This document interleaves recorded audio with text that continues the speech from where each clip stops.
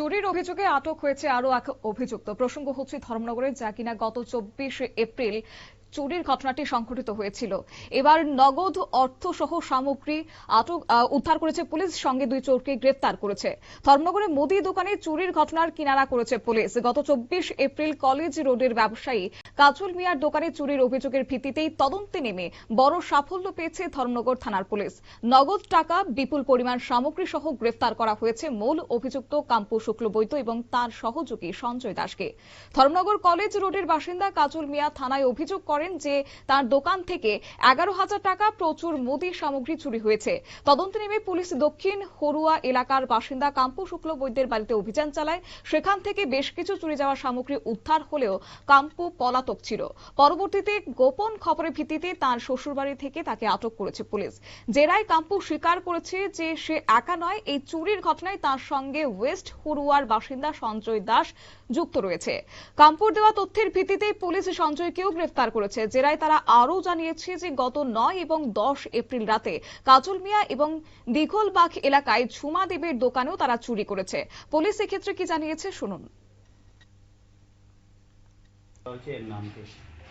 আচ্ছা, 24 তারিখ আমরা একটা কেস রেজিস্টার করি, চুরির case, on the basis of the written complaint of Kajal Miah, son of Basir Miah ও জামিরুল্লাহ কলেজ রোড। তখন এই কেসটা আমরা তদন্তকারী হিসাবে রাজীব অধিকারীকে এনরোজ করা হয়। রাজীব অধিকারী সে অনুযায়ী তদন্তের নামে প্রথমে আমরা এই কম্পু শুক্ল দাস নামে একজন লোককে অ্যারেস্ট করা হয় এই কেসে।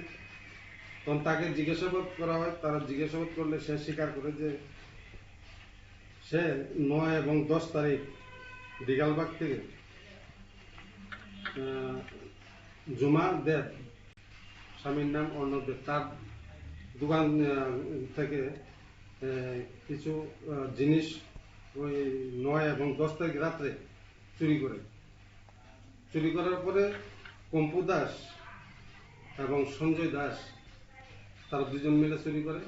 তো সঞ্জয় দাসের নাম আসে কম্পু দাস ইন্টারগেশনের মাধ্যমে।